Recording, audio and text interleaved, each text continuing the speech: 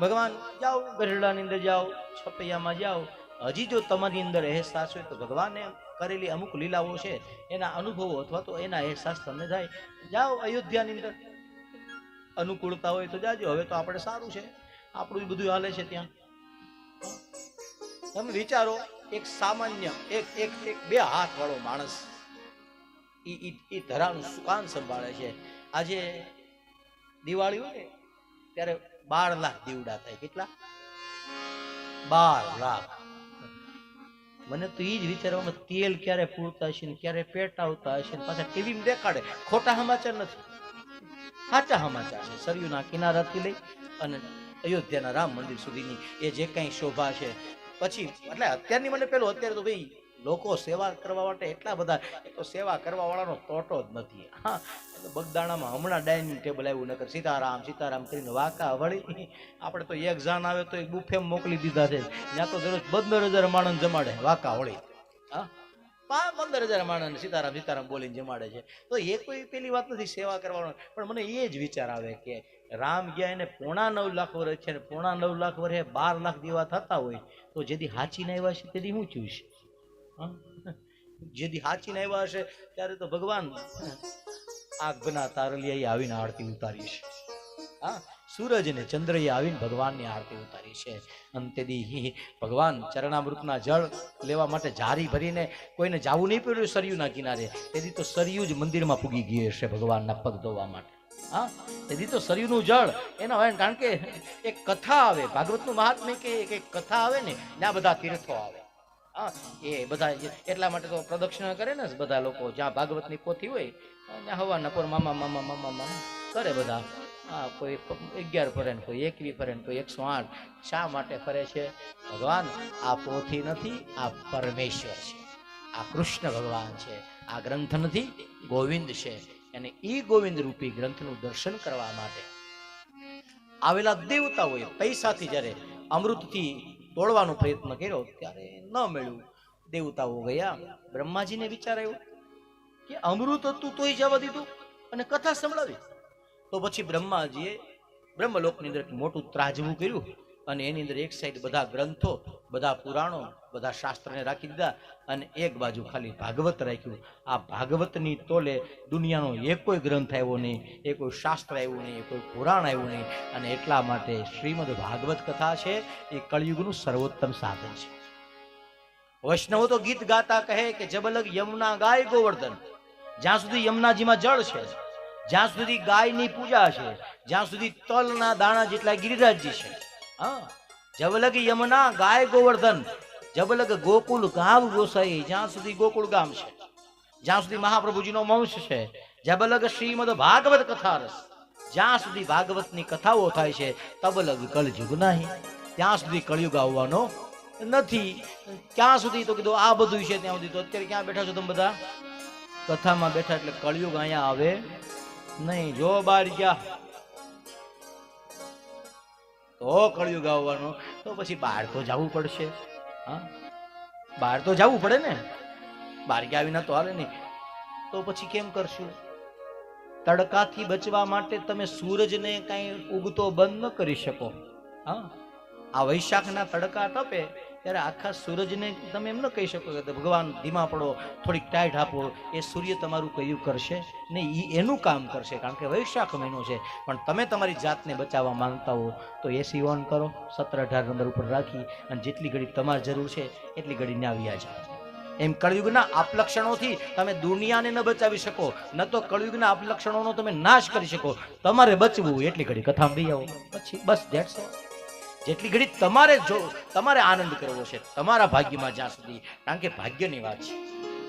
તુલસીદાસજી કહે એક ઘડી આધી ઘડી આધી में पुण्याद तुलसी संगत साधु की कटे मोटी तुलसी संगत साधु. 6 મહિને ભગવાન એક સામાન્ય એક અર્થિંગ નો વાળો વાયર હોય ને અર્થિંગ નો શેડો, તો એને તમે પકડી લ્યો તો હાલે. આ 11 ની હાલી જતી હોય ને એનાથી 20 ફૂટ નીચે રહેવું પડે અને કરી પકડી લે. એમ ભગવાન સત્સંગની આખી આખી નદીમાં તમે ડૂબકી ન મારી શકો, ખાલી ચરણામૃત લેવાનું છે. એક ઘડી, આધી મેં એક ઘડી એટલે 24 મિનિટ, એની અડધી કેટલી થાય? જાગો છો ને બધા? હા, હજી સુરત વાળાનો સુવાનો ટાઈમ નથી થયો. હા, અમારો ટાઈમ થઈ ગયો છે એટલે ક્યારેક બગાસું આવે તો કોઈ દાંત નહીં કાઢે. હા, અને સુઈ જાવ તો ઉઠાડજો પાછી. હા, કદાચ નીંદર આવે તો તમે મને ઉઠાડજો, એ કામ તમારું છે. બરોબર? એક ઘડી એટલે 24 મિનિટ, એની અડધી એટલે 12, એની અડધી એટલે 6 મિનિટ. તુલસીદાસજી કહે 100 વર્ષની આયુષ્યમાં, હા, 150 વર્ષની આયુષ્યમાં જીવનમાં જો 6 મિનિટનો સાચો સત્સંગ લાગી જાય તો બેડો પાર થઈ જાય. 6 જ મિનિટ, ઓનલી ફોર 6 મિનિટ. અને ઈ 6 મિનિટ કઈ? જ્યારે ઈ 6 મિનિટની અંદર તમને ઈશ્વરનો સાક્ષાત્કાર થાય. ગંગા સતી કહે છે વીજળીના ચમકારે મોતીડા પરો માનવા અચાનક અંધારા આશે.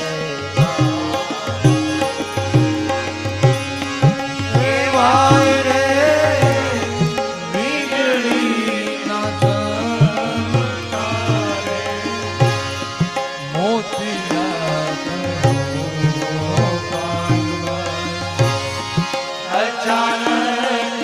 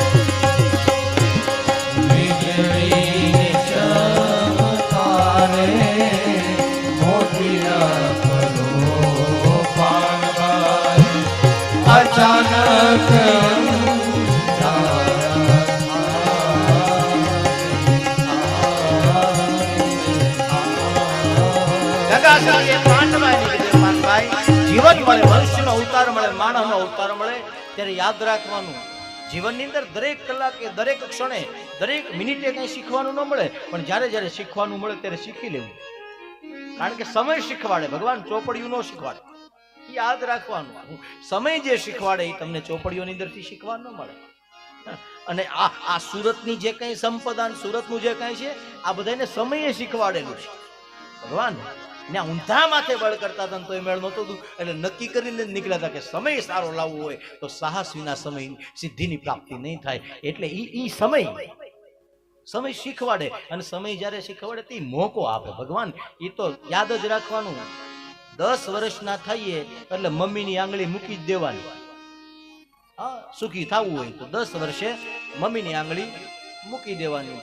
20 વર્ષના થઈએ એટલે ટીચરની આંગળી મૂકી દેવાની. 20 વર્ષ પછી ભણવાનો બહુ આગ્રહ રાખવો નહીં. 20 વર્ષ થાય એટલે ભણવાનું 90% પતાવી.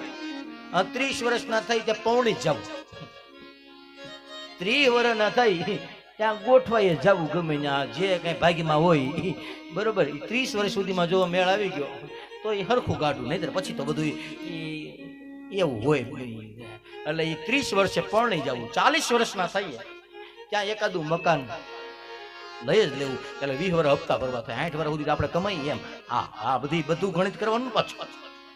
એટલે 40 વર્ષના થઈ ત્યાં એકાદો આશરો ઘરનો કરી લેવો. 40 થી 50 ના થઈએ ત્યાં છોકરાઓને પગભર કરી દેવા.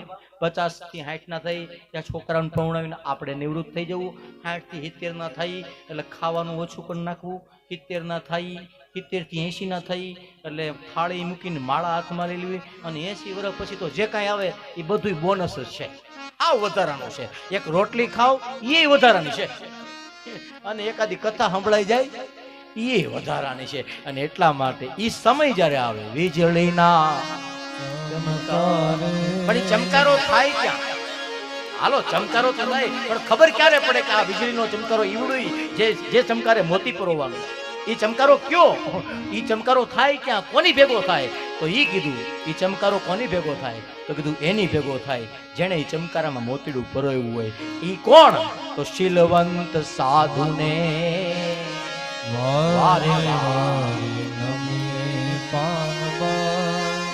શીલવંત, જેનામાં શીલવંત. હવે શીલવંત કોને કહેવાય એની વ્યાખ્યા કયો. કોને કેવો શીલવંત? વાત તો કરી હાલો શીલવંત, પણ શીલવંત કોણ? તો એનું કીધું વચન વિવેકી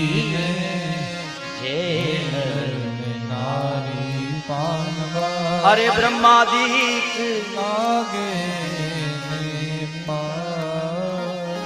એટલા માટે ગંગા સતી કીધું જે શીલવંત છે, જે વચન વિવેકી છે, એવો વચન વિવેકી અને શીલવાન પુરુષ છે. જો તમને મજા આવતી હોય ને ભજન કીર્તન સત્સંગમાં, તમને જો રસ પડતો હોય તો સંગ તું કરો તો તમે